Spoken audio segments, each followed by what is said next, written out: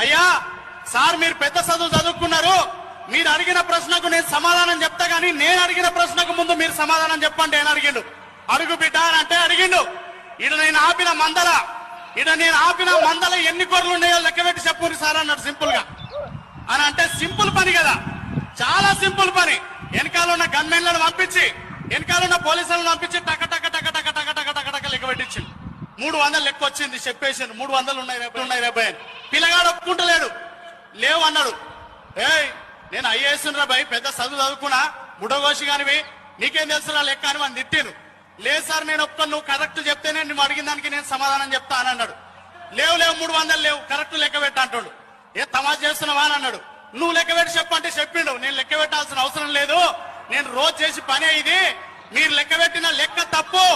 ఇందులో మా ఆపిన మందలో 300 గొర్రెలు లేవు, 295 గొర్రెలు